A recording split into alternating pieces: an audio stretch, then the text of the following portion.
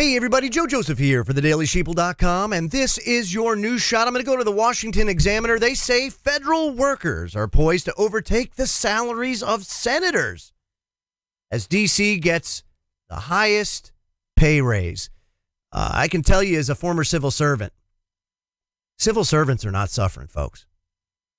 And it's not even the salary, really, that does it. Although it is pretty obnoxious what a lot of civil servants are compensated for. And that's not to say they don't deserve it, so I don't want to get attacked with that.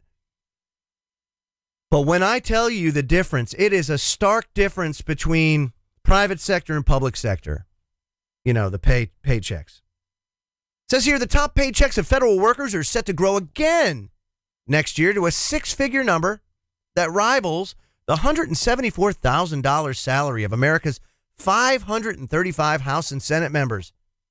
Under a new federal order, salaries for most bureaucrats in the general service will rise next year when the cap on top pay hits $164,000. And for the upper reaches of government, you see what they call senior executive service, or like I like to call it, because you know in government everything's an acronym. So they call them CES employees. I call it the cesspool.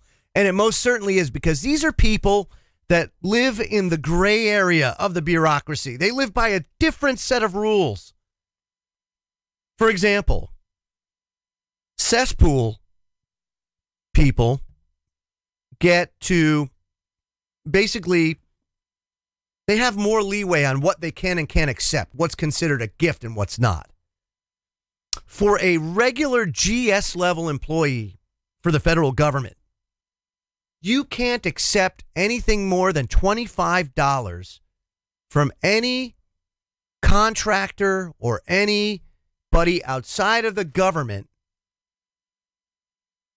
Anything above that, you have to report, but you can't accept it. Even if they offered it to you, you got to report it. If you don't, you get caught, you're done. People in the cesspool? Nah, different set of rules. Says the Washington area, where the bulk of federal workers are employed, will get the biggest pay raise under the order signed by President Trump before Christmas.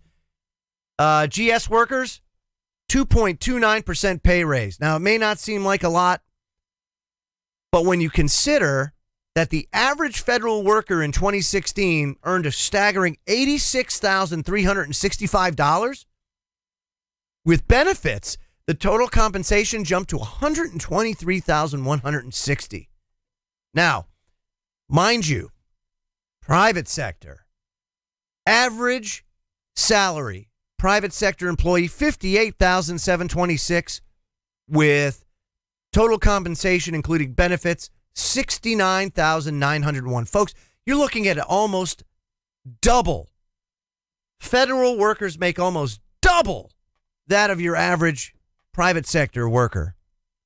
That, my friends, is egregious, especially when you consider what a lot of these civil servants do, which is nothing. They sit around with a thumb up their butts all day long, riding on the back of one of the top performers within their little compartmentalized code. And this happens across all branches of government service. It happens in the private sector too, but you want to know what? In the private sector, people that do that end up getting canned for non-performance. In the public sector, you have to literally work your butt off to get fired. You have to come up with ways that are unbelievable. You have to think long and hard. I mean, I can't really describe to you how hard it is to get fired. As a matter of fact, I would wager to say it's easier to get a federal job than it is to get fired from a federal job. It's unbelievable. So, and there's a couple ways you can do that. The easiest way to get fired from a federal job is to speak out against the government, to stand up for accountability, to stand up and be a vanguard for the taxpayer. When you do that, you get fired.